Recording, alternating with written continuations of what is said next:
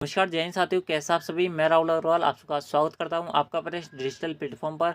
दोस्तों आज की क्लास आप सबके लिए यहाँ पर बहुत ज़्यादा खास होने वाली है। जी हाँ दोस्तों, क्योंकि आज की इस क्लास के अंदर हम बात करने वाले हैं, जैसे कि आपको बताओ कि हाल ही में एसएससी द्वारा एसएससी एमटीएस की फाइनल आंसर की रिलीज की गई थी।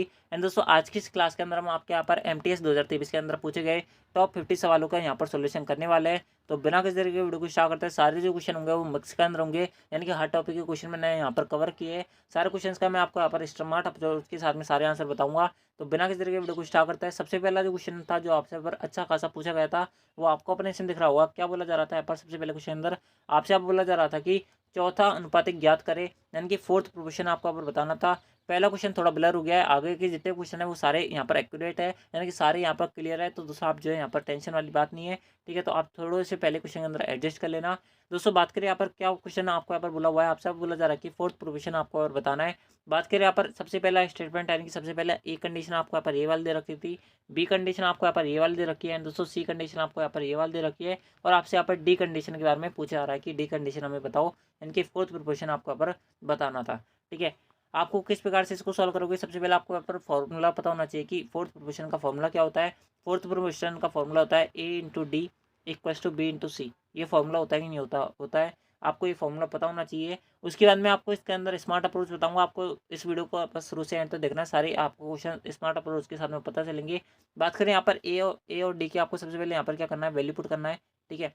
ए की वैल्यू आपको दे रखा है ए प्लस बी का होल स्क्वायर, ठीक है, इंटू ए क्यूब माइनस का बी क्यूब, ए क्यूब माइनस का बी क्यूब, इंटू क्या आएगा आपका यहाँ पर इंटू आएगा। क्यों आएगा, क्योंकि आपका यहाँ पर इंटू डी भी तो है, तो इंटू डी, डी हमें ज्ञात करना है। हम इसको यहाँ पर अलग कलर से लिख देते हैं, बाकी और सबको यहाँ पर सेम कलर से लिखेंगे।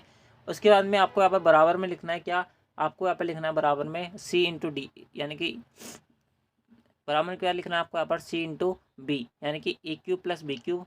क्या लिखना है आपको यहाँ पर A cube plus B cube into A square minus का बी स्क्वायर, यही है क्या, बिल्कुल है, ठीक है। ए स्क्वायर माइनस का बी स्क्वायर। दोस्तों अब मैं आपसे यहाँ पर ये नहीं बोलूँगा कि आप जो इसको यहाँ पर सॉल्व करो तब जाके आपका यहाँ पर आंसर निकलेगा। आपको यहाँ पर सार में फॉर्मूला पता होना चाहिए, तब आप इसका आंसर निकाल पाओगे। दोस्तों मैं आपसे ये बात कतई भी नहीं कहूँगा। दोस्तों आपको क्या करना है, सिंपली यहाँ पर वैल्यू पुट कर लेनी है, आपका यहाँ पर फाइनल आंसर आ जाएगा, क्योंकि सारे जो ऑप्शन आपको यहाँ पर दे रखे हैं वो आपका यहाँ पर एक्यूरेट दे रखे हैं, ठीक है। तो दोस्तों आप जो यहाँ पर मेरी तरफ से मान सकते हो ए बराबर 2 और बी बराबर 1, ठीक है। आप इस प्रकार से इनको मान सकते हो और आपका आंसर निकल जाएगा। मेरी मानो तो आप इस प्रकार से इसको करो, नहीं तो अगर आपको फॉर्मूले याद है तो अभी आप इस क्वेश्चन को बना पाओगे, नहीं तो नहीं बना पाओगे। इससे बढ़िया आप जो है इसको यहाँ पर अप्लाई कर सकते हो, आपका आंसर आ जाएगा, ठीक है। दोस्तों हम जो है सबसे पहले इसके अंदर आप यहाँ पहले को पुट करके देख लेते हैं हमारा क्या आंसर आता है। उसके अंदर हम मैच कर लेंगे कौन सा ऑप्शन यहाँ पर आपका मैच हो रहा है। दोस्तों दोनों की जो वैल्यू है वो आप 1 1 मत मानना, क्योंकि आपके ऑप्शन के अंदर बट्टे में 0 बन जाएगा और 0 बनने के बाद में इन्फिनिटी बना देगा। तो दोस्तों आपको यहाँ पर 1 1 जो है इनकी वैल्यू नहीं माननी है, आपको यहाँ पर कोई भी दो डिफरेंस वैल्यू आपको और मान लेनी है। मैंने 2 और 1 माना ही है, क्योंकि दोनों सिंपल डेटा है, ठीक है। अब सबसे पहले बात कर लेते हैं इसके अंदर, आप इसको वैल्यू पुट करोगे क्या आएगा आपको यहाँ पर 2 + 1 3, 3 का स्क्वायर 9, 9 इंटू आपको क्या करना है 2 का क्यूब 8, 8 में से गया तो 7, ठीक है। क्या बचा आपके पास 9 इंटू 7 इंटू क्या बचा आपके पास यहाँ पर डी इक्वल्स टू क्या बचेगा आपके पास ए क्यूब। ए की वैल्यू 2 है, 2 का क्यूब 8, बी का क्यूब यानी कि 1 का क्यूब 1, 8 और 1 9, 9 क्या बचेगा आपके पास 9 इंटू ए का स्क्वायर, 2 का स्क्वायर 4, 4 में से गया तो कितना बचेगा 3, ठीक है। ये आपके पास बच गया नहीं बच गया, बच गया, ठीक है। तो आपको सिंपल इसको सॉल्व करना है, आपका आंसर आ जाएगा। आपका क्या आंसर आएगा, आपका आंसर आएगा डी इक्वल टू 9 से 9 कट गया आपका यहाँ पर 3/7, क्या आएगा 3/7। तो डी की वैल्यू आपकी क्या आनी चाहिए, यानी कि फोर्थ प्रोपोर्शन की वैल्यू क्या आनी चाहिए 3/7। जिस ऑप्शन के अंदर सेटिस्फाई हो जाएगा वही हमारा आंसर हो जाएगा, ठीक है। आपको सिंपली यहाँ पर इसको चेक करना है, क्या रखनी है आपकी वैल्यू, ए की वैल्यू 2 रखनी है और बी की वैल्यू 1 रखनी है। अब ऐसा नहीं है कि मैं जो है यहाँ पर ऊपर वाली जो ऑप्शन है इनमें इसकी वैल्यू रखूँगा, ऊपर वाले के अंदर रखूँगा तो दोस्तों मेरे को बावड़ हो जाऊँगा इसके अंदर सॉल्व करने में, यानी कि बहुत ज़्यादा कैलकुलेशन हो जाएगा। तो दोस्तों मैं यहाँ पर बट्टे के आंसर लगा के देखूंगा, मेरे को तो बस बट्टे में 7 चाहिए, जिसके अंदर बट्टे में 7 आ गया वही हमारा आंसर हो जाएगा, ठीक है। तो दोस्तों देख लेते हैं किसके अंदर बट्टे में 7 बन रहा है। अगर मैं ए की वैल्यू इसके अंदर 2 रखता हूँ और बी की वैल्यू 1 रखता हूँ तो 2 + 1 3 बन रहा है, यानी कि बट्टे में 3 बनेगा, तो ये हमारा आंसर नहीं होगा, यानी कि पहला ऑप्शन नहीं हो सकता। ऑप्शन बी के अंदर देखा है ए माइनस का भी 2 में से 1 घटाऊंगा तो 1 बनेगा, ये भी हमारा आंसर नहीं हो सकता। उसके बाद में ऑप्शन सी के अंदर हम बाद में बात करते हैं। ऑप्शन डी के अंदर देखोगे तो दोस्तों 2 का स्क्वायर 4, 4 माइनस का 1 करोगे तो क्या आएगा आपके यहाँ पर 3 आएगा, ये भी आंसर नहीं होगा, यानी कि ऑप्शन जो सी होगा वो करेक्ट आंसर होगा, ठीक है। यानी क्या बनेगा आपके पास 2 का स्क्वायर 4, 4 + 2 6, 6 और 1 7, बट्टे में 7 इसके बन रहा है, यानी कि क्या आएगा आपका यहाँ पर आंसर, ऑप्शन जो सी होगा वो हमारा इस क्वेश्चन का करेक्ट आंसर होगा। इस बात को आप यहाँ पर याद रखना। मैंने सबसे अच्छा स्मार्ट अप्रोच आपको यहाँ पर बताया इस क्वेश्चन का। आई होप आपको क्वेश्चन समझ बैठा होगा, दोस्तों आपको क्वेश्चन जो है वो क्लियर भी हुआ होगा। ठीक है, तो दोस्तों बढ़ते हैं आपके अगले क्वेश्चन तरफ। अगला क्वेश्चन आपसे पर क्या बोल रहा है, अगला क्वेश्चन थोड़ा ब्लर हो गया, मैं इसको शेयर कर देता हूँ। आई होप आपको आप क्लियर दिख रहा होगा। अगला क्वेश्चन आपसे बोल रहा जा रहा है कि यदि एक पुरुष पहले दिन काम करता है तो एक पुरुष और एक महिला वैकल्पिक दिनों में काम करके 45। अगला क्वेश्चन आपसे पर क्या बोल रहा है, अगला क्वेश्चन आपसे पर बोला जा रहा है कि यदि पुरुष पहले दिन काम करता है और एक पुरुष एक महिला वैकल्पिक दिनों में काम करके 15 दिनों में इसे काम को पूरा करता है। यदि वे वैकल्पिक दिनों में ही काम करता है तो यदि महिला पहले दिन से काम शुरू करती है तो वह काम जो है 14.5 दिनों में कंप्लीट हो जाता है। तो आपको अगर बताना है कि एक आदमी द्वारा अकेले इस काम को कितने दिन में यहाँ पर कर लिया जाएगा, आपसे यहाँ पर पूछा रहा है। यानी कि आपसे यहाँ पर बोला जा रहा है कि अगर मैन सबसे पहले दिन काम करता है, नहीं अगर मैन स्टार्टिंग करता है तो काम जो है यहाँ पर 15 दिन में कंप्लीट हो जाता है अल्टरनेटिव के हिसाब से। और अगर एक वुमन स्टार्ट करती है काम को तो दोस्तों ये काम जो है अल्टरनेटिव के हिसाब से 14.5 दिन में क्या हो जाता है, कंप्लीट हो जाता है। ये आपसे यहाँ पर बोला जा रहा है। तो दोस्तों आपसे यहाँ पर पूछा जा रहा है कि मैन अकेला उस काम को कितने दिन में कर लेगा। किस प्रकार सॉल्व करोगे, मैं आपको यहाँ पर स्मार्ट अप्रोच बताता हूँ किस प्रकार से आपको यहाँ पर सॉल्व करना है। अगर आप यहाँ पर ध्यान से सुनोगे तो दोस्तों अगर मैन सबसे पहले काम पे आ रहा है तो दोस्तों वह मैन अगर सबसे पहले काम पे आ रहा है तो दोस्तों मैन और वुमेन मिलकर उस काम को यहाँ पर 15 दिन में कंप्लीट कर लेंगे। तो दोस्तों यहाँ पर टोटल जो काम किया होगा वो 7, यहाँ पर 8 दिन तो किसने काम किया होगा, मैन ने काम किया होगा। और 7 दिन किसने काम किया होगा, वुमेन ने काम किया होगा, नहीं किया होगा, बिल्कुल क्या होगा। ठीक है, बेसिक सी बात है। और अगर वुमेन अगर पहले दिन काम पे आती है उसके बाद में मैन काम आता है तो दोस्तों इस प्रकार से जो कार्य है वो 14.5 दिन में कंप्लीट हो रहा है। तो दोस्तों इसमें वुमेन ने कितना दिन काम किया होगा, इसमें वुमेन ने काम किया होगा 7.5 दिन। ठीक है, 7.5 दिन वुमेन ने काम करा होगा और बचे 7 दिन किसने काम करा होगा, मैन ने काम किया होगा। ठीक है, ये बेसिक सी बात है। तो दोस्तों हमें सबसे पहले इस इक्वेशन को सॉल्व करना है। इससे हमारे के पास क्या आ जाएगी, इससे हमारे पास यहाँ पर क्या आ जाएगी, एफिशिएंसी आ जाएगी। उसके बाद में हमें आगे सॉल्व करने में यहाँ पर क्या होगी, आसानी होगी।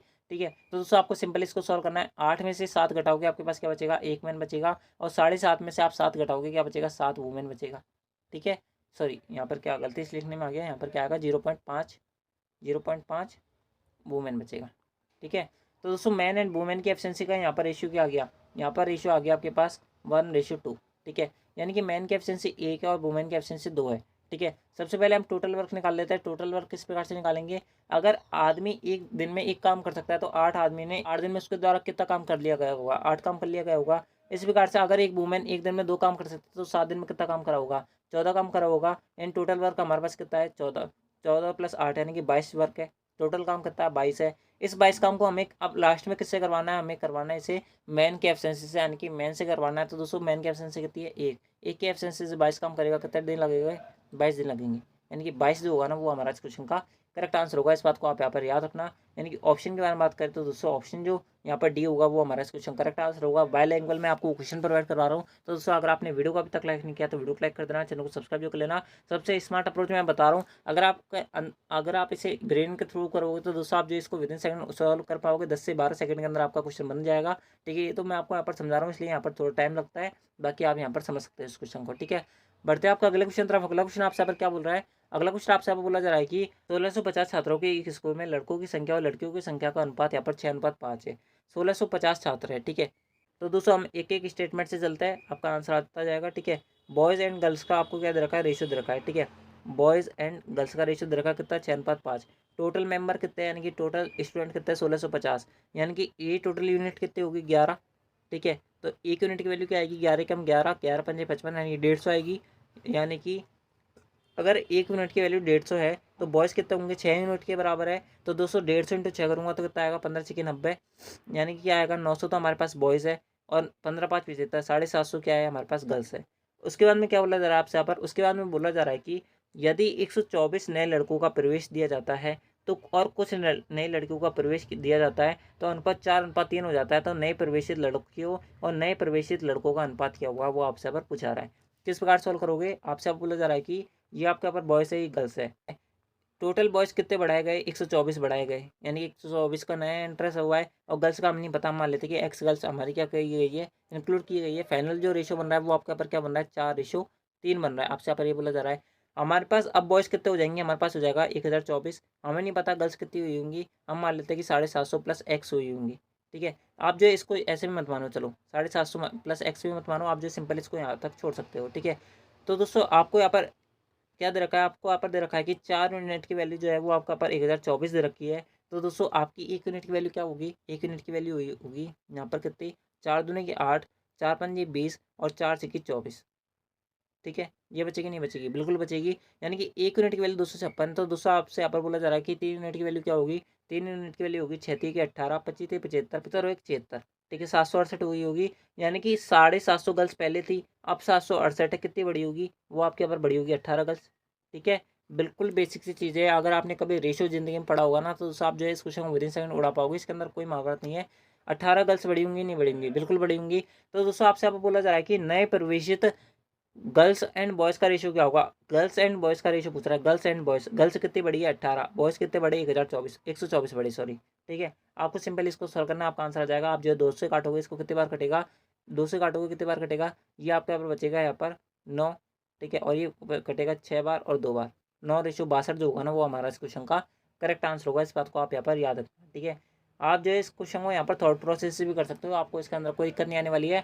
बस आपको यहाँ पर कैलकुलेशन की स्पीड आपकी अच्छी होनी चाहिए, तो आप इस क्वेश्चन को विदिन सेकंड उड़ा पाओगे। यानी कि ऑप्शन जो डी है वो हमारा इस क्वेश्चन का करेक्ट आंसर है। ठीक है, तो दोस्तों बढ़ते हैं आपको अगले क्वेश्चन तरफ। अगला क्वेश्चन आपसे पर क्या बोला जा रहा है, अगला क्वेश्चन आपसे बोला जा रहा है कि एक नाव बिंदु ए से बिंदु बी तक धारा के अनुकूल यात्रा करने में उसे यहाँ पर 20 घंटे का टाइम लगता है, और ए और बी के बीच मध्य बिंदु सी पर वापस आती है। धारा की गति 5 किलोमीटर प्रति घंटा है, और शांत पानी में नाव की गति जो है वो 10 किलोमीटर प्रति घंटा है। तो ए और बी के बीच की दूरी आपको यहाँ पर ज्ञात करनी है, यानी कि ए और बी के बीच की आपको यहाँ पर दूरी बतानी है, आपको यहाँ पर पूछा जा रहा है। ठीक है, दोस्तों आपसे क्या बोला जा रहा है, आपसे आप बोला जा रहा है कि मान लो कि कोई बिंदु ए है, कोई बिंदु बी है। ठीक है, आपसे आप बोला जा रहा है कि इनके मध्य बिंदु एक सी स्थित है। हमें नहीं पता कि इनके बीच की डिस्टेंस क्या है, ये चीज़ें नहीं पता। आपसे यहाँ पर डिस्टेंस ही पूछा जा रहा है। मान लेते हैं कि इन दोनों के बीच की डिस्टेंस क्या है, एक्स है, और इन दोनों के बीच की दूरी क्या होगी, x/2, x/2 होगी, नहीं होगी, बिल्कुल होगी, क्योंकि आपसे आप बोला जा रहा है कि इन दोनों के मध्य बिंदु जो है वो सी है। कौन कौन सा बिंदु है, सी बिंदु स्थित है। ठीक है, तो सी क्या है, मध्य बिंदु है, यानी कि दूरी का आधा होगा कि नहीं होगा उस जगह, बिल्कुल होगा। ठीक है, उसके बाद में बोला जा रहा है कि उनकी शांत नदी में, यानी कि धारा की गति जो दे रखी है वो आपका बार 5 किलोमीटर प्रति घंटा दे रखी है। यानी कि वाई की वैल्यू आपको कितनी दे रखी है, 5 किलोमीटर प्रति घंटा दे रखी है। उसके बाद में बोला जा रहा है आपसे यहाँ पर एक्स की जो गति है वो आपकी यहाँ पर कितनी है, उसकी गति है आपके यहाँ पर 10 किलोमीटर प्रति घंटा। ठीक है, ये आपसे बोला हुआ है। उसके बाद में बोला जा रहा है कि जब ये नाव ए से बी जाती है और बी से सी पर वापस आती है ना, तो इस पूरी दूरी को कवर करने में उसे कितना टाइम लगता है, उसे यहाँ पर 20 घंटे का टाइम लगता है। तो आपसे यहाँ पर बोला जा रहा है कि इन दोनों के बीच की आप जो है डिस्टेंस बताओ, ए और बी के मध्य की दूरी क्या होगी, आपसे यहाँ पर पूछा जा रही है। किस प्रकार सॉल्व करोगे, इस प्रकार सॉल्व करोगे दोस्तों, आप जो थोड़ा सा दिमाग लगाओ। जब दूरी, यानी कि जब वह धारा की गति के अनुकूल ए से बी जाती है, तो दोस्तों उसको धारा के अनुकूल गति करनी पड़ती है। यानी कि वह किस में दूरी तय करेगी, डाउन स्ट्रीम में दूरी तय करेगी। डाउन स्ट्रीम का फॉर्मूला क्या होता है, एक्स प्लस वाई, यानी कि धारा की गति प्लस नाव की गति, यानी कि 10 + 5 15 किलोमीटर प्रति घंटे की रफ्तार से दूरी तय करी होगी, बिल्कुल की होगी। उसके बाद में बोला जा रहा है आपसे यहाँ पर कि जब वह बी से सी आती है, यानी कि ए से बी गई और बी से सी जब तक आई है, तो उसे यहाँ पर टोटल टाइम कितना लगा है, 20 घंटे का टाइम लगा है। तो भाई मेरी जब ये बी से सी आई होगी, तो दूसरे धारा के प्रतिकूल चली होगी, नहीं चली होगी, बिल्कुल चली होगी, यानी कि अप स्ट्रीम चली होगी। अप स्ट्रीम के फॉर्मूला क्या होता है, एक्स माइनस वाई, एक्स की गति क्या है 10 और वाई की गति कितनी है 5, 10 में से 5 क्या, तो 5, यानी कि 5 किलोमीटर प्रति घंटा। इस स्पीड से यहाँ पर क्या की होगी, डिस्टेंस कवर की होगी। आपसे यहाँ पर क्या बोला जा रहा है, आपसे यहाँ पर बोला जा रहा है कि इस टोटल डिस्टेंस को कवर करने में उसे यहाँ पर 20 घंटे का टाइम लगा है। आपको सिंपली फॉर्मूला पता होना चाहिए, टाइम इक्वल्स टू क्या होता है, डिस्टेंस अपॉन स्पीड। क्या होता है, डिस्टेंस अपॉन स्पीड, ये आपका फॉर्मूला होता है। सिंपली आपको अप्लाई करना है, आपका आंसर आ जाएगा। टाइम कितना लग रहा है, उसको टोटल 20 घंटे का टाइम लग रहा है। ठीक है, डिस्टेंस x किलोमीटर की दूरी तो उसने 15 की स्पीड से दूरी तय करी है, और x+x/2 दूरी जो है उसने यहाँ पर कितने की स्पीड से तय करी है, वो आपके यहाँ पर तय करी है 5 की स्पीड से। ठीक है, वो आपके यहाँ पर तय करिए 5 की स्पीड से। तो दोस्तों आपको यहाँ पर निकालना है कि x की वैल्यू क्या होगी। आप निकाल सकते हैं, नहीं निकाल सकते, बिल्कुल निकाल सकते हैं। या तो आप जो है ऑप्शन के हिसाब से वैल्यू पुट कर लो, या फिर आप जो है इसे पूरा सॉल्व कर सकते हो, पूरा भी सॉल्व कर सकते हो, इसके अंदर कोई महावरत नहीं है पूरे सॉल्व करने में। आपके क्या आएगा, 20 आएगा, x में कॉमन ले सकता हूँ दोनों में, 1/15/1/10 ये आपका पर बचेगा। ठीक है, सिंपल सी कैलकुलेशन करनी है, आपको कुछ ही नहीं करना है। इसके अंदर 20 आ जाएगा, बराबर में x बचेगा, बट्टी में 30 एलसीएम आ जाएगा। यहाँ पर क्या बचेगा, 15 दूनी 30 2, और यहाँ पर बचेगा 3, यानी कि 5। ठीक है, इंटू आपका ये बचेगा, ये 6 बार कटेगा, और x की वैल्यू क्या आएगी फिर, 120 आएगी, नहीं आएगी, आएगी। यही हमारा आंसर है। ठीक है, यानी कि ए से बी के मध्य की दूरी कितनी है, वो है आपके यहाँ पर 120 किलोमीटर। क्या है, 120 किलोमीटर। यानी कि ऑप्शन की बारे में बात करें तो दोस्तों ऑप्शन दूसरा होगा ना, वो हमारा इस क्वेश्चन का करेक्ट आंसर होगा। आई होप आपको क्वेश्चन क्लियर हुआ होगा। अगला जो क्वेश्चन है वो बेहद ही ईजी क्वेश्चन है, इसके अंदर कोई महाभारत नहीं है। सबसे अच्छा और सबसे ईजी क्वेश्चन जो है वो आपका यहाँ पर यही है। आपसे यहाँ पर बोला जा रहा है कि यदि 15x equals to 24 by equals to 32z है, तो आपको यहाँ पर बताना है कि एक्स वाई जेड का बीच का रेशियो क्या होगा। आपसे यहाँ पर पूछा रहा है किस प्रकार सॉल्व करोगे। दोस्तों आपको कभी भी इस प्रकार से यहाँ पर फॉर्म दे रखी हो, उसके अंदर आपसे यहाँ पर रेशियो पूछा है ना, आपको सिंपली कुछ नहीं करना, एक्स वाई जेड आपको सबसे पहले यहाँ पर लिख देना है रेशियो के हिसाब से।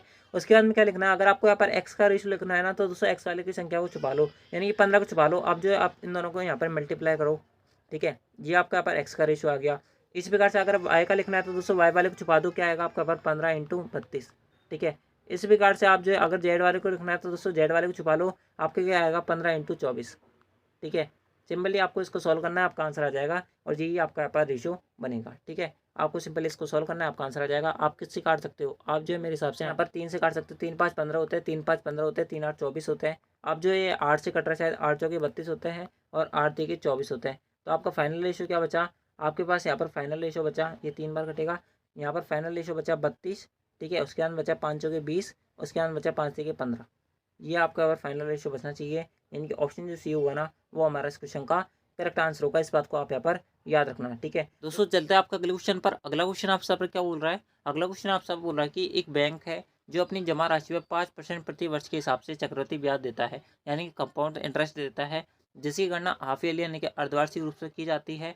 एक ग्राहक एक वर्ष में 1 जनवरी को 1 जुलाई को 2400 रुपये जमा कराता है, तो वर्ष के अंत में उसे कितनी राशि प्राप्त हुई, वो आपसे यहाँ पर पूछा जा रहा है। दोस्तों किस प्रकार से आप इस क्वेश्चन को बनाओगे, अगर आप इसके अंदर थोड़ा सा दिमाग लगाओगे तो आप दोस्तों आप इस क्वेश्चन विद इन सेकंड बना पाओगे। आपसे आपको बोल रहा है कि जो रेट ऑफ इंटरेस्ट कैलकुलेट हो रही है वो कैसे हो रही है, हाफ ईयरली हो रही है। तो दोस्तों रेट कितनी हो जाएगी, इसकी आधी हो जाएगी, नहीं हो जाएगी, हो जाएगी। तो रेट कितनी लगेगी, अब 2.5% लगेगी। और टाइम इन दोनों केसेस के अंदर जितना भी लग रहा होगा उसका कैसा हो जाएगा, 2 टाइम्स हो जाएगा। हो जाएगा नहीं हो जाएगा, हो जाएगा। ये बिल्कुल बेसिक सी बात है, आपको पता होनी चाहिए, नॉर्मल सी बात, ठीक है। तो आप इस क्वेश्चन को बना पाओगे, इसके अंदर कुछ नहीं है। अगर एक आदमी जैसे आप हो, अगर आप 1 जनवरी को पैसे जमा कराओगे, वर्ष के अंत में कितने साल हो जाएगा, पूरे 6-6 महीने के 2 क्वार्टर हो जाएंगे। तो दोस्तों 6-6 महीने के 2 क्वार्टर होंगे, लेकिन दोस्तों आपकी जो यहाँ पर टाइम हो जाएगा वो दुगना हो जाएगा। यानी कि पहले 1 साल का टाइम लग रहा था, अब इसके अंदर यहाँ पर 6-6 मंथ के कितने साइकिल चलेंगे, 4 साइकिल चलेंगे, नहीं चलेंगे, बिल्कुल चलेंगे। यानी कि आपको यहाँ पर 2 ईयर के हिसाब से आप जो कैलकुलेट करना पड़ेगा यहाँ पर रेट ऑफ इंटरेस्ट, ठीक है। तो 2.5% के हिसाब से, ठीक है, 2400 रुपये पर 2 साल का चक्रवृद्धि ब्याज कितना होगा, ठीक है, वो आपको यहाँ पर निकालना है। किस प्रकार से निकालोगे, कुछ ही नहीं, आपको इसके अंदर कुछ ही नहीं करना। 2400 रुपये जो है ना, इसका आप इस प्रकार से निकाल लो ट्री मेथड के थ्रू, तो भी आपको आसान पड़ेगा, या फिर आप रेशो के हिसाब से निकाल सकते हो, आपकी मर्जी है। मैं ट्री के हिसाब से निकाल रहा हूँ। 2.5% को आप जैसे ही यहाँ पर फ्रैक्शन के अंदर कन्वर्ट करोगे, ये बटे में 100 आ जाएगा, 1/40 आ जाएगा आपका यहाँ पर ही, ठीक है। तो 1/40 में यहाँ पर रखूँगा, 1 0 से 1 0 कट जाएगी, ये आपके यहाँ पर 60 आएगा, यहाँ पर आपका ये 60 आएगा, ठीक है। फिर 1/40 करूँगा तो 3/2 आएगा, यानी कि 1.5 आएगा, ठीक है। तो दोस्तों यानी कि हमारे पास क्या बचा, हमारे पास बचा है एक ईयर के हिसाब से, यानी कि 1 जनवरी को जो हमने पैसे जमा कराया था ना, वो 2400 रुपये अब प्रेजेंट में कितना हो गया है, वो हमारा प्रेजेंट के अंदर 120 प्लस 1.5 कितना हो गया, 121.5 का उस पर ब्याज मिल गया है। तो हमारे पास फाइनल जो वैल्यू है ये, यानी फाइनल जो अमाउंट मिलेगा इससे हमारे को मिलेगा यहाँ पर कितना, हमारे पास मिलेगा 2521.5 रुपये। मिलेगा नहीं मिलेगा, बिल्कुल मिलेगा। अब दूसरी कंडीशन की बात कर लेते हैं। दूसरी कंडीशन के अंदर बोल रहा है आपसे यहाँ पर, दूसरी कंडीशन के अंदर क्या बोल रहा है, दूसरी कंडीशन के अंदर आपसे यहाँ पर बोल रहा है कि आपने जो पैसा जमा कराया है ना, वो कब कराया है, यहाँ पर 1 जुलाई 2024 को कराया है, यानी कि 1 जुलाई को करवाया है, ठीक है। 1 जुलाई के हिसाब से कितने महीने बचे, 6 महीने, ठीक है। तो टाइम कितना हो जाएगा, 12 मंथ, 12 मंथ यानी कि 1 ईयर, ठीक है। यानी कि 2400 रुपये पर 2.5% के हिसाब से 1 साल का ब्याज कितना होगा, ठीक है। इस प्रकार से होगा नहीं होगा, होगा। इसको मैं काटूंगा, 2 0 से 2 0 कट गई, आपके यहाँ पर क्या बचेगा आपके पास, यहाँ पर बटे में आप 10 रख सकते हो। 25 इंटू 24 करो कितना आएगा, 25 हो गए 100 होते हैं।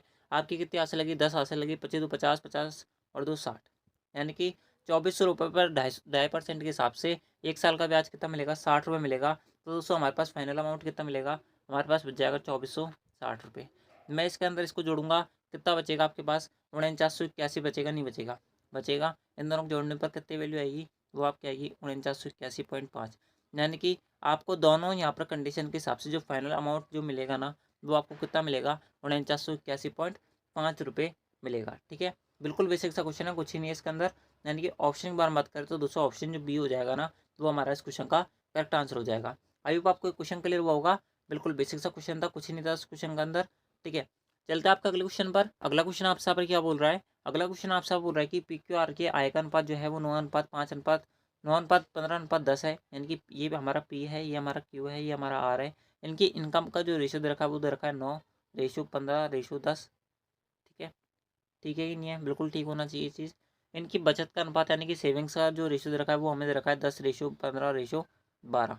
ठीक है, तो आपसे अब बोला जा रहा है कि आर जो है अपनी आय का 60% का हिस्सा खर्च कर देता है। यानी कि आर की इनकम कुछ भी हो, हमें नहीं पता क्या है, लेकिन दोस्तों वो अपनी इनकम का 60% भाग जो है वो खर्च कर देता है। कितने परसेंट हिस्सा खर्च कर देता है, 60%। तो आपसे अब बोला है कि पी क्यू आर के व्यय का अनुपात क्या होगा, वो आपसे पर पूछा रहा है। किस प्रकार से निकालोगे, इसके अंदर कुछ नहीं करना आपको, बहुत ज़्यादा बेसिक सा क्वेश्चन है।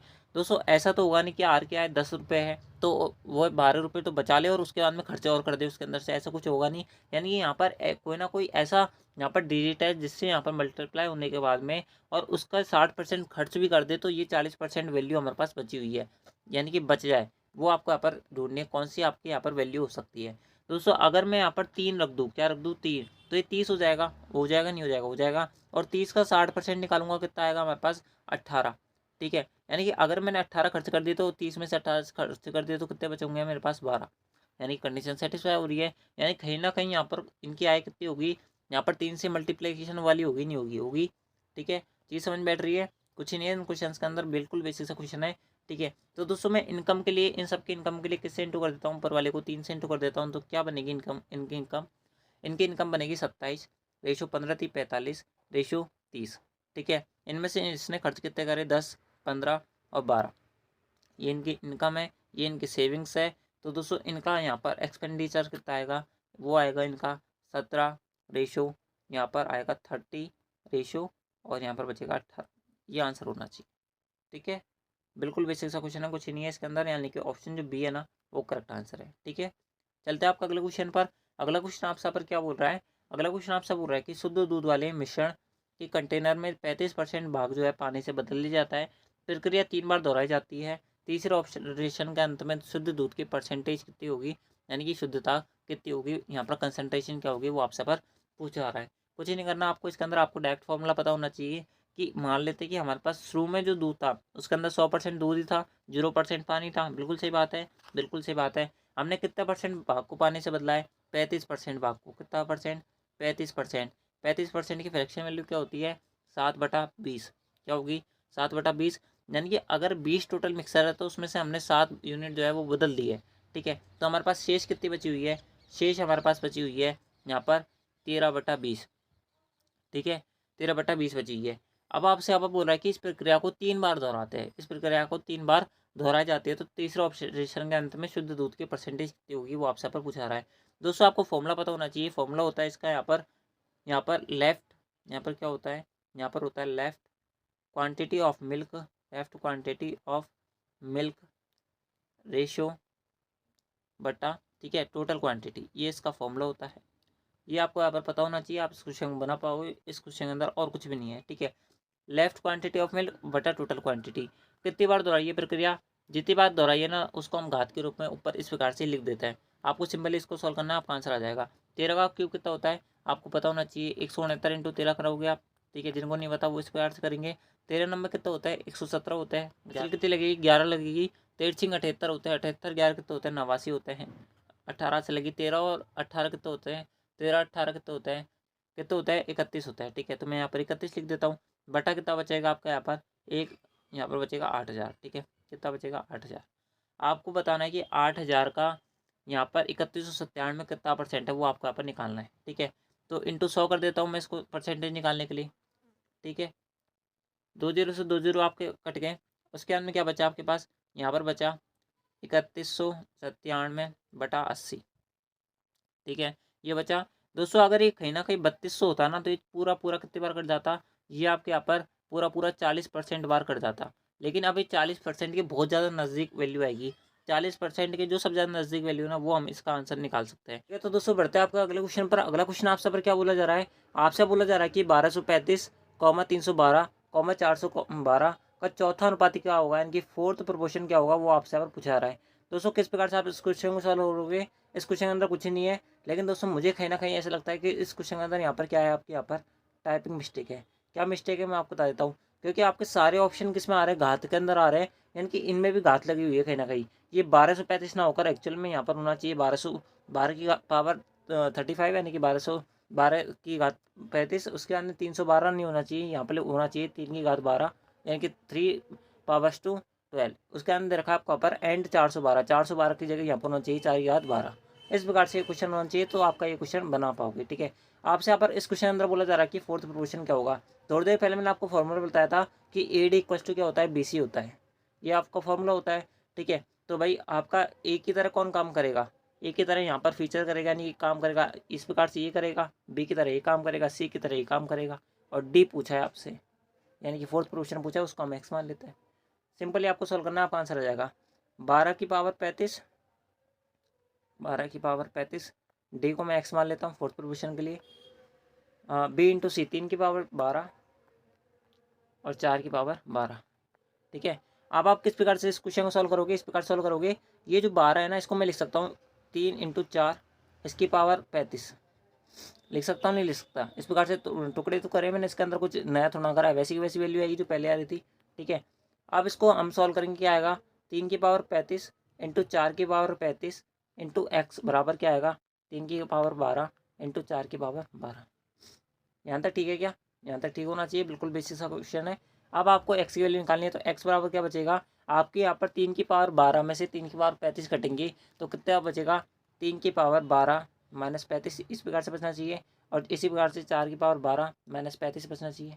ठीक है, यही आपका यहाँ पर आंसर आना चाहिए, नहीं आना चाहिए, आना चाहिए। ठीक है, तो दोनों में कॉमन घात मतलब घट रही है कि नहीं घट रही है, हट रही है, तो मैं 3 × 4 कॉमन ले लेता हूँ, दोनों की पावर इस प्रकार से लिख सकता हूँ, नहीं लिख सकता, लिख सकता हूँ मैं। ठीक है, इस प्रकार से लिख सकता हूँ। ठीक है, ये पेज कम पड़ रहा है तो मैं इसको हटा देता हूँ थोड़ा सा यहाँ पर। ठीक है, उसके बाद अब मैं इसको यहाँ पर आगे सोल्व करता हूँ। 4 × 12, 12 की पावर क्या बचेगी, 12 में से 35 घटते देंगे तो कितना बचेगा 23। ये आपका यहाँ पर आंसर आना चाहिए फाइनल। फोर्थ प्रोपोर्शन जो निकलेगा, एक्स की वैल्यू निकलेगी ना, वो आपकी क्या निकलेगी, वो आपके यहाँ पर ये वाली निकलेगी 12 की पावर माइनस का 23, 12 की पावर माइनस का 23, ऑप्शन जो ए है वो करेक्ट है। चलता है आपका अगले क्वेश्चन पर। अगला क्वेश्चन आपसे पर क्या बोल रहा है, अगला क्वेश्चन आपसे बोल रहा है कि पी क्यू आर एक काम को मिलकर 6 और 12 और 15 दिन में कर सकता है, यानी कि पी अकेला इस काम को यहाँ पर 6 दिन में कर सकता है, क्यू अकेला इस काम को 12 दिन में कर सकता है, और आर जो है इस काम को यहाँ पर 15 दिन में कंप्लीट कर सकता है। आगे क्या लिखा हुआ है मैं इसको बाद में पढ़ूंगा, सबसे पहले इनसे यहाँ पर टोटल वर्क वगैरह निकाल लेता हूँ और इनके एफिशिएंसी निकाल लेता हूँ, तो मुझे इस क्वेश्चन को आगे पढ़ने में आसानी होगी। इसकी एफिशिएंसी 10 आएगी, इसकी एफिशिएंसी 5 आएगी, और इसकी एफिशिएंसी कितनी आएगी, इसकी एफिशिएंसी 4 आएगी, कितनी आएगी 4 आएगी। ठीक है, यहाँ तक क्लियर है क्या, यहाँ तक क्लियर होना चाहिए, बिल्कुल बेसिक सी चीज़ थी। उसके बाद बोला हुआ है कि पी फर्स्ट, फोर्थ और सेवन्थ डे को काम करने पाता है, यानी कि पी कितने दिन काम कर रहा है, एक तारीख को काम करेगा, फिर यहाँ पर कितने तारीख को काम करेगा, फिर 4 तारीख को काम करेगा, और फिर 7 तारीख को काम करेगा। इस प्रकार से काम कर रहा है नहीं कर रहा, और ये प्रोसेस आगे तक चलती जा रही है। उसके बाद दे रखा है आपको यहाँ पर क्यू वर्क करता है कब, यहाँ पर दूसरे, 5वें और 8वें दिन। ठीक है, ठीक है, क्यू भाई साहब काम करता है, क्यू भाई साहब काम करता है दूसरे, 5वें और 8वें दिन। उसके बाद लिखा हुआ है आपसे यहाँ पर कि आर जो है ना, वो आपके यहाँ पर तीसरे, छठे और 9वें दिन काम करता है। ठीक है, आर कब काम करने आएगा, तीसरे दिन, छठे दिन और 9वें दिन। ठीक है, इस प्रकार से प्रोसेस जो है वो आपके यहाँ पर आगे तक चलती रहती है। इस प्रकार से आपसे अब बोला हुआ है, तो आपसे अब बोला हुआ है कि लास्ट में कि यह काम पूरा होने तक जारी रहता है, जब तक काम पूरा नहीं होता, ये प्रोसेस चलती रहती है, तो संपूर्ण कार्य जो है कितने दिन में कंप्लीट हो जाएगा वो आपसे यहाँ पर पूछा जा रहा है। तो दोस्तों आपको ये नहीं लग रहा कि ये एकांतर दिन में काम कर रहे हैं, सबसे पहले दिन पी आएगा, फिर क्यू आएगा, फिर आर आएगा, फिर पी आएगा, फिर क्यू आएगा, फिर आर आएगा, इस प्रकार से एकांतर दिन में काम हो रहा है, नहीं हो रहा, हो रहा है। इस प्रकार से आपको यहाँ पर ये काम करना है। तो दोस्तों आपसे आप बोला जा रहा है कि पूरा काम कितने दिन में कंप्लीट हो जाएगा, पूरा काम कितना करना है, हमें 60 काम करना है। ठीक है, 60 काम करना है, नहीं करना, करना है। इन सब की टोटल एफिशिएंसी कितनी है, टोटल एफिशिएंसी यहाँ पर 10 × 5 = 15, 15 × 4 = 19। अगर ये 3 दिन में टोटल काम कितना कर लेंगे, 19 काम कर लेंगे, नहीं कर लेंगे, बिल्कुल।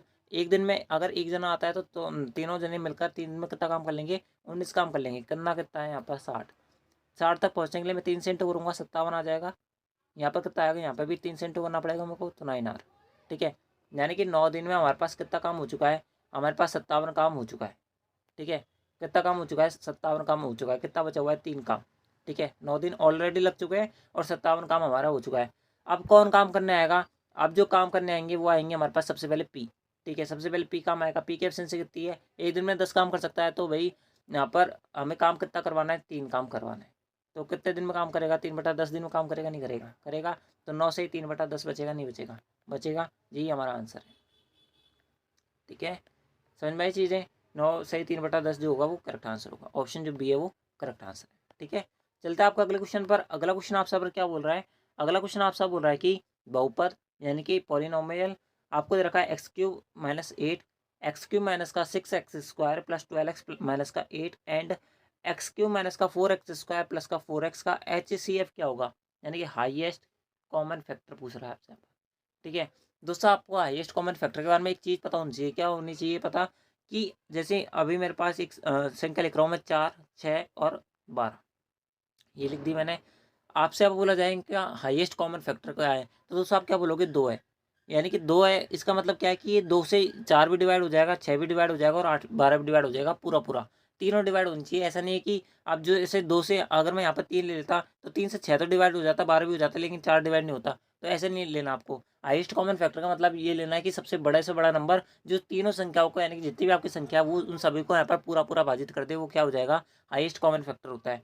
तो दोस्तों आपको ऑप्शन के अंदर एक ऐसा ऑप्शन चूज करना है जहाँ से जिससे आप जो है इस संख्या को भाग दो, यानी कि इस पॉलिनोमियल के तीनों जो डिजिट्स है, एक संख्या ये है, दूसरी संख्या ये है, तीसरी संख्या ये है, जब आप तीनों को यहाँ पर भाग दो तो ये पूरे पूरे भाजित हो जाए, वो आपको यहाँ पर संख्या उठानी है। ऐसा नहीं है, एक भी आपका ऐसे नहीं छूटना चाहिए जो आपसे यहाँ पर भाजित न हो पाए। तो दोस्तों आप सबसे पहले x-1 उठाओगे, तो x-1 से आप क्या x³ - 8 भाजित है क्या, आप बोलोगे बिल्कुल नहीं है, तो ऑप्शन ए आंसर नहीं होगा। ऑप्शन सी के बारे में बात कर लेते हैं। ऑप्शन सी के अंदर लिखा है x³ - 8, तो ये होगा क्या, नहीं होगा। सबसे पहले बात कर लेते हैं x-4, जी हाँ, होगा क्या, नहीं होगा। तो x-2 से भाजित है क्या, बिल्कुल है, यानी कि ऑप्शन जो बी है वो करेक्ट आंसर है। अब आप बोलोगे कि x-2 क्यों बोला मैंने, क्यों भाजित है, किस प्रकार से भाजित है, इस प्रकार से भाजित है। x³ - 8 को क्या लिख सकता हूँ मैं, 2 की पावर 3 लिख सकता हूँ, नहीं लिख सकता, लिख सकता हूँ। a³ - b³ का फॉर्मूला बनेगा, नहीं बनेगा, बनेगा। इसको एक्सपेंशन क्या करोगे, x-2 x-2 x² प्लस 2 का स्क्वायर 4, ठीक है, 2 का स्क्वायर 4, यहाँ पर पेन चल नहीं रहा, ठीक है, तो 2 का स्क्वायर 4 माइनस प्लस प्लस बचेगा आपके पास 2x, यानी कि 2x। ठीक है, तो x-2 इसमें आ रहा है, नहीं आ रहा, आ रहा है, यही हमारा आंसर है। ऑप्शन जो बी है वो करेक्ट आंसर है। आप अगर स्मार्ट अप्रोच लगाओगे तो आप इस क्वेश्चन को विदिन सेकंड बना पाओगे। ठीक है, चलता है आपका अगले क्वेश्चन पर। अगला क्वेश्चन आपसे बोल रहा है कि 62,500 रुपये 8% की दर से जमा किए जाते हैं, जो अर्धवार्षिक रूप से संयोजित होते हैं, तो 2 वर्ष के अंत में कितना चक्रवृद्धि ब्याज होगा, वो आपसे पूछा जा रहा है। यानी कि 8% रेट ऑफ इंटरेस्ट है, जो यहाँ पर कंपाउंड इंटरेस्ट काउंट हो रहा है, कैलकुलेट हो रहा है, वो हाफ ईयरली के हिसाब से हो रहा है। तो आपसे यहाँ पर 2 साल का इंटरेस्ट पूछ रहा है। तो दोस्तों आपको पता होगा कि हाफ ईयरली का अगर कंपाउंड इंटरेस्ट काउंट होता है तो टाइम जो होता है ना वो यहाँ पर दुगना हो जाता है। अभी 2 साल लग रहे हैं तो आप 4 साल के हिसाब से मान लो। ठीक है, और रेट ऑफ इंटरेस्ट क्या हो जाती है, वो आपके यहाँ पर आधी हो जाती है, यानी कितनी हो जाएगी, 4% हो जाएगी, नहीं हो जाएगी, हो जाएगी। तो दोस्तों आपको यहाँ पर अब क्या निकालना है, आपको यहाँ पर 62,500 रुपये पर 62,500 का 4% के हिसाब से 4 टाइम के लिए, यानी कि 4 बार आपको क्या निकालना है, चक्रवृद्धि ब्याज निकालना है 4 साल के लिए। आप इस प्रकार से बच सकते हो। तो दोस्तों मैं यहाँ पर ना तो ट्री मेथड निकालूंगा, नहीं मैं यहाँ पर क्या लगाऊंगा, यहाँ पर रेशियो मेथड लगाऊंगा, क्योंकि दोनों बहुत ज़्यादा लंबे हो जाएंगे। मैं लगाऊंगा यहाँ पर क्या, गोल्डन रेशियो, क्या लगाऊंगा, गोल्डन रेशियो। ठीक है, जहाँ से इस क्वेश्चन को विदिन सेकंड आप बना पाओ। किस क्या होता है गोल्डन रेशियो में, आपको बता दूँ, आपका जैसे प्रिंसिपल है 62,500, इस पर ही ब्याज मिलेगा जो मिलेगा। ठीक है, तो गोल्डन रेशियो होता है आपका क्या, वो होता है आपका यहाँ पर 4 6, ठीक है, 4 6 4 1, होता है कि नहीं होता, होता है। ये आपका यहाँ पर गोल्डन रेशियो है। 4% को क्या बोल सकता हूँ, 4% को बोल सकता हूँ 1/25। ठीक है, 1/25 बोल सकता हूँ, नहीं बोल सकता। ठीक है, 1/25 बोल सकता हूँ। तो दोस्तों आपको क्या करना है, सबसे पहले इनका 1/25 सबका निकालते जाना है। ठीक है, तो दोस्तों आप 1/25 निकालो, कितना बचेगा, 2500 बचेगा, नहीं बचेगा, बचेगा। ठीक है, अब इसका भी 1/25 निकालो, कितना बचेगा, 100 बचेगा। ठीक है, और इसका भी आप जो है 1/25 निकालोगे, 4 बचेगा। ठीक है, और इसका भी आप जो है 1/25 निकालोगे 4 का। ठीक है, क्या निकलेगा, 4 का 1/25 यानी कि 4/25। ठीक है, इस प्रकार से लिख सकता हूँ मैं। यहाँ पर क्या आएगा, यहाँ पर 0.16 आएगा कि नहीं आएगा, आएगा। 4 का 1/25 यही होता है कि नहीं होता, होता है। सिंपली आपका यहाँ पर ये आपका यहाँ पर क्या आ जाएगा, ब्याज आ जाएगा, क्या आ जाएगा, ब्याज आ जाएगा। 4 साइकिल के लिए, यानी कि 4 टाइम के लिए जब भी आपको यहाँ पर इंटरेस्ट का कैलकुलेट करना होना, तो आप इस प्रकार से करना। आपका ये जो ब्याज आया ना, ये ब्याज है आपका, आपको सिंपली इन सबको इंटू करते जाना आपस में और इन सबको जोड़ देना। आपका क्या आ जाएगा, टोटल ब्याज आ जाएगा कि 62,500 पर 4 साल के अंदर कितना टोटल ब्याज मिलेगा। तो आप जैसे सॉल्व करोगे तो 25 चौके 100, 10,000 आपके ये हो गए, ठीक है, 10,000 आपके यहाँ पर ये हो गए, ठीक है। मैं वापस लिख देता हूँ, लिखने में दिक्कत है थोड़ी सी। 10,000 आपके यहाँ पर ये हो गए। उसके बाद में 100 इंटू 6 करेंगे तो 600 हो जाएंगे। उसके बाद में आप यहाँ पर करोगे 4 इंटू 4 16। उसके बाद में करोगे आप यहाँ पर क्या, 1 इंटू 0.16 यानी कि 0.16, ठीक है, 0.16 आप मान सकते हो, 0.16, ठीक है। ये बचेगा कि नहीं बचेगा, बचेगा। तो दोस्तों आपका क्या आंसर बचा फाइनल, आपका आंसर बचा 10,416.16। ये हमारा आंसर बचना चाहिए फाइनली, यानी कि ऑप्शन जो डी होगा ना वो करेक्ट आंसर होगा। पॉइंटों के अंदर भी हमने सबसे एक्यूरेट वैल्यू निकाल दी। तो दोस्तों इससे ज़्यादा वोल्टर मेथड जो है इसका नहीं हो सकता इस क्वेश्चन को सॉल्व करने का, नहीं तो ये क्वेश्चन जो है बहुत बड़ा हो जाता है। अगर आप यहाँ पर ट्री मेथड वगैरह लगाओगे ना तो दोस्तों बहुत ज़्यादा लंबा पड़ेगा, एंड दोस्तों कभी भी आप 30 सेकंड के अंदर इस क्वेश्चन को नहीं बना पाओगे, ठीक है। चलता है आपका अगले क्वेश्चन पर। अगला क्वेश्चन आपसे पर क्या बोल रहा है, अगला क्वेश्चन आपसे बोल रहा है कि घनाभ की लंबाई, मोटाई और ऊंचाई का अनुपात जो है वो 6:4:3 है। यदि घनाभ का कुल सतह क्षेत्रफल 972 सेंटीमीटर स्क्वायर है तो घनाभ के विकर्ण की लंबाई क्या होगी। दोस्तों आप किस प्रकार से निकालोगे इस क्वेश्चन को, मैं आपको बता दूं। इस प्रकार से आप निकालोगे कि घनाभ का कुल सतह क्षेत्रफल क्या होता है, वो होता है आपके यहाँ पर 2 LB plus BH plus HL, ठीक है, बराबर आपका बराबर दे रखा है 972। यहाँ तक ठीक है क्या, यहाँ तक बिल्कुल ठीक होना चाहिए, इसके अंदर कुछ नहीं है। मैं मान लेता हूँ घनाभ की जो लंबाई है वो 6x है, घनाभ की चौड़ाई जो है वो 4x है, और घनाभ की जो मतलब हाइट जो है ना वो 3x है। आप इन सबको सॉल्व करोगे तो 6 चौके 24, ठीक है, कितना आएगा 24x²। x² सब में से कॉमन ले लिया हमने, 4 थे 12, 12 आपका यहाँ पर ये आएगा, और 6 थे 18 ये आएगा, ठीक है। और 12 आपका x² चल रहा है, और इंटू में 12 क्या चल रहा है, 2 चल रहा है, ठीक है। ये किसके बराबर है, जो आपके यहाँ पर 972।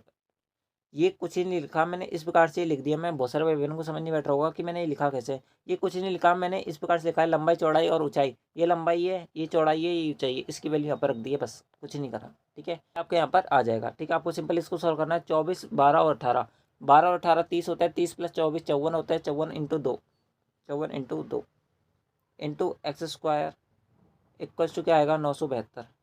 आ गया कि नहीं आ गया, आ गया। इसको आप यहाँ पर काटोगे, किससे काट सकते हो आप, जो है 9 से काट लो, मेरे हिसाब से ज़्यादा बढ़िया रहेगा। 9 6 54 होता है, 9 एकम 9 होता है, 9 8 72 होता है, हो गया। उसके बाद में 6 दूनी 12 होता है, 12 नंबर 108 होता है। एक्स की वैल्यू क्या आएगी 3, एक्स की वैल्यू क्या आएगी 3 आएगी, ठीक है। यहाँ तक ठीक है, यहाँ तक ठीक है। मैंने हाइट लंबाई चौड़ाई और ऊंचाई को क्या माना था, 6x plus 4x plus 3x, ये माना था कि नहीं माना था। एक्स की वैल्यू यहाँ पर कितनी है 3 है, तो लंबाई कितनी हो गई वो आपके यहाँ पर हो गई 18। चौड़ाई कितनी हो गई, वो हो गई आपके यहाँ पर 4 थे कि 12, 12 हो गई। हाइट कितनी हो गई 3 थे कि 9, 9 हो गई। आपसे अब बोल रहा है कि घनाभ के विकर्ण की लंबाई बताओ। घनाभ का विकर्ण यानी कि डायगोनल क्या होता है, √L² B² प्लस H² होता है कि नहीं होता, होता है, ठीक है। अब आप यहाँ पर थोड़ा सा बुद्धि का प्रयोग करें तो दोस्तों आप इस क्वेश्चन को विद इन सेकंड बना पाओगे आगे, ठीक है। तो आप जो है यहाँ पर आपको पता है सब में 3 से मल्टीप्लाई हुआ है, तो 3 सब में कॉमन हो जाएगा, ठीक है। तो 3 पहले बार आ जाएगा, नहीं आ जाएगा, आ जाएगा। अंडर रूट आपका बचेगा, क्या बचेगा 6 का स्क्वायर क्या होता है 36, ये आपका पर बचेगा। उसके बाद में यहाँ पर 3 बचा होगा, तो 3 का स्क्वायर 9, 9 बचा होगा। यहाँ पर 12, 12 में से 3 बाहर निकाल लिए, 4 बचा, 4 का स्क्वायर क्या होगा 16, ठीक है। यहाँ पर बचा होगा कि नहीं बचा होगा, बचा होगा। सिंपली आपको सॉल्व करना, आपका आंसर आ जाएगा। क्या बचेगा आपके पास 3 अंडर रूट क्या बचेगा 36 और 9 कितना होता है 45, 45 16 61, ये आपका पर फाइनल डायगोनल आएगा, ठीक है। यानी कि ऑप्शन की बार बात करें, ऑप्शन जो बी है ना 3:3√61, ये करेक्ट आंसर, ठीक है। ठीक है, तो दोस्तों चलते हैं आपको अगले क्वेश्चन पर। अगला क्वेश्चन आपसे पर क्या बोल रहा है, अगला क्वेश्चन आपसे बोला जा रहा है कि एक मोटर बोट कुछ गति से यात्रा करते हुए 11 घंटे में धारा के प्रतिकूल जो है वो 28 किलोमीटर और धारा के अनुकूल जो है वो 40 किलोमीटर की दूरी तय करती है। समान गति से 7 घंटे में धारा के अनुकूल 30 किलोमीटर और धारा के प्रतिकूल 16 किलोमीटर की यात्रा करती है, तो धारा की गति क्या होगी वो आपसे यहाँ पर पूछी जा रही है। दोस्तों किस प्रकार से आप इस क्वेश्चन को सॉल्व करोगे, मैं आपको 2 मेथड बता देता हूँ, दोनों में से जो सा आपको यहाँ पर इजी लगे उसके अंदर आप यहाँ पर उसका सोल्यूशन कर सकते हो। आपसे आप बोला जा रहा है कि धारा के प्रतिकूल 28 किलोमीटर और धारा के अनुकूल 40 किलोमीटर दूरी तय करने में यहाँ पर वोट को कितना टाइम लग रहा है, वो आपको यहाँ पर दे रखा है 11 घंटे का टाइम लग रहा है। किस प्रकार सॉल्व करोगे, इस प्रकार सॉल्व करोगे, आपको सिंपली फॉर्मूला पता होना चाहिए, टाइम इक्वल टू होता है डिस्टेंस अपॉन स्पीड, ठीक है। उसके बाद में आपसे आप बोल रहा है कि जब ये धारा के प्रतिकूल यानी कि धारा के अप स्ट्रीम जा रहा है, ठीक है, यानी कि 28 किलोमीटर की दूरी अप स्ट्रीम से तय करने में, प्लस यहाँ पर 40 किलोमीटर की दूरी डाउन स्ट्रीम से तय करने में उसे यहाँ पर टोटल जो टाइम लग रहा है वो कितना लग रहा है, 11 घंटे लग रहा है। ठीक है, क्या लग रहा है, 11 घंटे लग रहा है। इस बात को ध्यान रखना। मैंने इक्वेशन कैसे लिखी है, ये इक्वेशन जो है मैंने यहाँ पर क्वेश्चन से बनाई है, इस बात को आप यहाँ पर याद रखना। सबसे पहले स्टेटमेंट से ये इक्वेशन बन गई हमारी। दूसरे स्टेटमेंट के अंदर बोल रहा है कि समान गति से ये 7 घंटे में धारा के अनुकूल 30 किलोमीटर की यात्रा, यानी कि डाउन स्ट्रीम के थ्रू ये 30 किलोमीटर की यात्रा और 16 किलोमीटर की यात्रा अप स्ट्रीम के थ्रू यहाँ पर करता है, और टोटल जो टाइम लग रहा है वो 7 घंटे का टाइम लग रहा है। तो दोस्तों आपसे आप बोला जा रहा है कि धारा की गति क्या होगी, यानी कि आपको पता होगा कि एक्स जो होती है वो हमारी नाव की गति होती है, और धारा की यानी कि करंट की गति हम क्या मानते हैं, वाई मानते हैं। आपको ये सारी चीज़ें पता होंगी, बेसिक सी बात है। दोस्तों अब आपके पास दो ऑप्शन है यहाँ पर। क्या ऑप्शन है, दोनों ऑप्शन मैं आपको बता देता हूँ। पहला ऑप्शन ये है कि आप जो है इनको यहाँ पर सॉल्व कर लो और आपका आंसर आ जाएगा, इस प्रकार से आप यहाँ पर सॉल्व कर सकते हो। और दूसरा ऑप्शन क्या है जो आप यहाँ पर लगा सकते हो, अगर आपने कभी down stream and up stream का कॉन्सेप्ट पढ़ा होगा, यानी कि अगर आपने कभी हिट एंड ट्रायल का यहाँ पर कॉन्सेप्ट पढ़ा है, हिट एंड ट्रायल का। हिट एंड ट्रायल क्या होता है, आप अपने मन से कोई भी वैल्यू मानो, उसके बाद में वैल्यू पुट करनी है आपको यहाँ पर डाउन स्ट्रीम और अप स्ट्रीम की। उसके बाद में अगर आपकी कंडीशन सेटिस्फाई हो जाती है तो दोस्तों आप ये मान लेना कि आपका यहाँ पर जो आंसर आ रहा है वो बिल्कुल सही आ रहा है। ठीक है, यानी कि ये इसकी डाउन स्ट्रीम और यही इसकी अप स्ट्रीम होगी। ठीक है, इस प्रकार से आप यहाँ पर समझ सकते हो। ठीक है, अब दोस्तों मैं यहाँ पर इनको सॉल्व करने बैठूंगा नहीं, क्योंकि ये सॉल्व करने में बहुत ज़्यादा लंबा प्रोसेस हो जाएगा। एक इक्वेशन बन जाएगी, दो इक्वेशन बनेंगी, उसके बाद में भी इनको सॉल्व करने में यहाँ पर बहुत ज़्यादा टाइम लगेगा। हम मान लेते हैं कि डाउन स्ट्रीम जो है हिट एंड ट्रायल में आपको यहाँ पर बता रहा हूँ, यहाँ पर 30 है, यहाँ पर 10 है, यहाँ पर 40 है, सॉरी। इन दोनों का कॉमन फैक्टर क्या होगा, 10 होगा कि नहीं होगा, होगा। तो भाई मैं मान लेता हूँ कि डाउन स्ट्रीम की स्पीड क्या है, डाउन स्ट्रीम जो है मैं यहाँ पर 10 मान लेता हूँ। ठीक है, 10 मान लेता हूँ। ठीक है, 10 मान लिया, यहाँ तक क्लियर है क्या। ठीक है, बिल्कुल बेसिक सी चीज़ है। मैंने यहाँ पर क्या मान लिया, डाउन स्ट्रीम की स्पीड 10 किलोमीटर प्रति घंटा है। मैं इसको ऐसे मान कर सॉल्व करता हूँ। अगर 10 किलोमीटर मानूंगा तो यहाँ पर डाउन स्ट्रीम के हिसाब से 40 किलोमीटर चलने में कितना टाइम लगा होगा, 4 घंटे लगे होंगे। तो अब हमें टोटल टाइम कितना लग रहा है, 11 घंटे। तो 28 किलोमीटर को यहाँ पर अप स्ट्रीम के थ्रू तय करने में कितने घंटे लगे होंगे, 7 घंटे लगे होंगे, नहीं लगे होंगे, बिल्कुल लगे होंगे, बिल्कुल बेसिक सी बात है। अगर 7 घंटे में 28 किलोमीटर की यात्रा तय करी जा रही है तो 1 घंटे में कितने किलोमीटर, यानी कि प्रति ओवर इसकी स्पीड क्या होगी, यहाँ पर 4 किलोमीटर प्रति ओवर होगी कि नहीं होगी, होगी। यानी कि अप स्ट्रीम की वैल्यू क्या आएगी, अप स्ट्रीम की वैल्यू आनी चाहिए आपकी यहाँ पर 4 किलोमीटर पर आवर। ठीक है, चीज़ समझ बैठ रही है, कुछ ही नहीं है इसके अंदर, सिंपल सा मैं यहाँ पर रिटर्न ट्रायल लगा रहा हूँ। उसके बाद में अब ये डाउन स्ट्रीम और अप स्ट्रीम की जो मेरे पास वैल्यू आई है, पहले इक्वेशन के अंदर सेटिस्फाई हो गई, ये क्या दूसरी इक्वेशन के अंदर भी सेटिस्फाई हो रही है क्या। अगर दूसरी इक्वेशन के अंदर भी सेटिस्फाई हो जाएंगे ना, तो दोस्तों हम मान लेंगे कि हमारा जो आंसर आ रहा है, यानी कि डाउन स्ट्रीम और अप स्ट्रीम की जो हमारे पास वैल्यू मानी है हमने, वो बिल्कुल करेक्ट मानी है, हम इस प्रकार से मान लेंगे। अब मैं जो यहाँ पर वैल्यू रखता हूँ डाउन स्ट्रीम के थ्रू 10 किलोमीटर, अगर मैं यहाँ पर 10 रखता हूँ वैल्यू, तो 10 का 30 के अंदर भाग दूंगा, कितना बचेगा, 3 बचेगा, कितना बचेगा, 3। ठीक है, और अप स्ट्रीम की वैल्यू मानी थी मैंने 4, 4 के हिसाब से 16 किलोमीटर चलना है, कितने घंटे का टाइम लगेगा, 4 घंटे का टाइम लगेगा। टोटल टाइम कितना लगेगा, 7 किलोमीटर प्रति घंटा, यानी कि 7 घंटे लग गए, नहीं लग गए, यहाँ पर गलत लिखने में आ गया, यहाँ पर कितना टाइम लग गया, 7 घंटा। यानी कंडीशन सेटिस्फाई हो रही है, यानी कि कहीं ना कहीं यहाँ पर डाउन स्ट्रीम की वैल्यू क्या आएगी, वो आपके यहाँ पर आएगी 10 किलोमीटर प्रति घंटा, और अप स्ट्रीम की वैल्यू आएगी कितनी, अप स्ट्रीम की वैल्यू आएगी यहाँ पर 4 किलोमीटर प्रति घंटा। ठीक है, यहाँ पर किलोमीटर प्रति घंटा है। ठीक है, इस बात को आप यहाँ पर याद रखें। आपसे हम यहाँ पर डाउन स्ट्रीम और अप स्ट्रीम की वैल्यू नहीं पूछ रहा, आपसे आप बोल रहा है कि करंट की स्पीड बताओ, यानी कि धारा की स्पीड बताओ। दोस्तों आपको पता होना चाहिए, अगर आपको यहाँ पर एक्स की वैल्यू निकालनी है, यानी कि अगर आपको यहाँ पर नाव की गति निकालनी होती ना, तो दोस्तों आप किस प्रकार से निकालते हैं, आप यहाँ पर d+u/2 करते हैं। ठीक है, और जब आपको यहाँ पर y की यानी कि यहाँ पर करंट की स्पीड निकालनी होती है ना, तो हम यहाँ पर d-u/2 करते हैं, तो हमारा आंसर आ जाता है। इस प्रकार से हम सॉल्व करते हैं। अब हमसे क्या पूछा है, एक्स वाली वैल्यू तो पूछी नहीं है, यानी कि नाव की गति तो पूछी नहीं है, क्या पूछी है यहाँ पर अप स्ट्रीम यानी कि सॉरी करंट की स्पीड पूछी है। तो वाई क्या आएगा, वाई बराबर आएगा d-u। डी की वैल्यू कितनी है 10, यू की वैल्यू कितनी है 4, 10 में 4 गए तो 6, 6/2 आएगा कि नहीं आएगा, आएगा। यानी कि 3 किलोमीटर प्रति घंटा आया है, नहीं आया, आया। यानी कि यहाँ पर धारा की गति कितनी है, 3 किलोमीटर प्रति घंटा है कि नहीं है, बिल्कुल है। यानी कि ऑप्शन की बात करें तो दूसरा ऑप्शन जो सी होगा ना, वो हमारा इस क्वेश्चन का करेक्ट आंसर होगा। आई होप आपको क्वेश्चन क्लियर हुआ होगा। एंड दोस्तों सबसे अच्छा मेथड है हिट एंड ट्रायल मेथड, नहीं तो आप जो है इक्वेशन को सॉल्व करने बैठोगे ना, तो दोस्तों मेरे यकीन मानना कि आपको बहुत ज़्यादा टाइम लग जाएगा, और बहुत ज़्यादा टाइम लग जाएगा तो दोस्तों आप जो है कभी भी इन सवाल को यहाँ पर 30 सेकंड के अंदर नहीं बना पाओगे। MTS 2023 का लेटेस्ट के अंदर जो एग्जाम हुआ है सितंबर के अंदर, उसके अंदर पूछा गया क्वेश्चन है, इस बात को आप यहाँ पर याद रखिए। ठीक है, तो दोस्तों आज की इस क्लास के अंदर मैं आपको यहाँ पर 15 क्वेश्चन ही बताऊंगा, क्योंकि ये वीडियो बहुत ज़्यादा लंबा हो जाएगा एंड दोस्तों आप भी इस वीडियो को यहाँ पर देख के बोर होंगे। तो दोस्तों अगली जो क्लास आएगी वो आपके यहाँ पर कल आएगी। तो दोस्तों आज की इस वीडियो के अंदर बस इतना ही। अगर आपको ये वीडियो पसंद आए तो वीडियो को लाइक कर देना, चैनल को सब्सक्राइब भी कर लेना। अगर आपने पहले वाली एसएससी की क्लासेस नहीं देखी तो उनको देख लेना। आपकी एसएससी जल्द 2023 के प्री के अंदर जितने भी क्वेश्चन पूछे गए थे उनका हमने चैप्टर वाइज सॉल्यूशन बताया है, चाहे वो ज्योमेट्री हो, चाहे प्रॉफिट लॉस हो, चाहे SICI हो, या फिर आपके यहाँ पर मेंसुरेशन हो, या फिर आपके यहाँ पर प्रॉफिट लॉस हो, वर्क एंड टाइम हो, या फिर पाइप एंड सिस्टम हो। जितने भी टॉपिक थे सारे हमने आपको यहाँ पर सॉल्यूशन कराए हैं। अगर कोई भी टॉपिक रह गया है हमारे से जो आपको यहाँ पर हमारे द्वारा नहीं कराया गया है तो दोस्तों आप जो है कमेंट बॉक्स में हमें बता देना आपको किसका सॉल्यूशन चाहिए, हम आपको उसका सॉल्यूशन प्रोवाइड करवा देंगे। तो दोस्तों आज की इस क्लास के अंदर बस इतना ही। मिलता है आपके नेक्स्ट एसएससी वाली वीडियो के अंदर। जब तक के लिए जय हिंद, जय भारत। एंड दोस्तों अगर आपने पहले वाली वीडियोस नहीं देखे तो उनको जरूर देखना। आपको इसी चैनल के प्लेलिस्ट में अब तक के हमारे जितने भी हमने एसएससी से रिलेटेड जो वीडियो डाल रखे हैं वो आपको एक ही जगह एक ही फ्रेम के अंदर देखने को मिल जाएगी। तो दोस्तों आप जो है उनको जरूर विजिट करें। एंड दोस्तों बात करें PDF की, तो दोस्तों PDF जो है वो आपको हमारे टेलीग्राम चैनल से मिलेगी। टेलीग्राम चैनल के लिंक जो है मैंने आपको इसी वीडियो के डिस्क्रिप्शन बॉक्स के अंदर दे रखा है, और इसी चैनल के अबाउट सेक्शन के अंदर भी आपको हमारे टेलीग्राम चैनल की जो लिंक है वो देखने को मिल जाएगी। आपको इसके अंदर कोई दिक्कत नहीं आने वाली है। तो दोस्तों आज की इस क्लास के अंदर बस नहीं। मिलता है आपके नेक्स्ट एसएससी वाली क्लास के अंदर। जब तक के लिए जय हिंद, जय भारत, जय Hindustan. Thanks for watching. Thank you.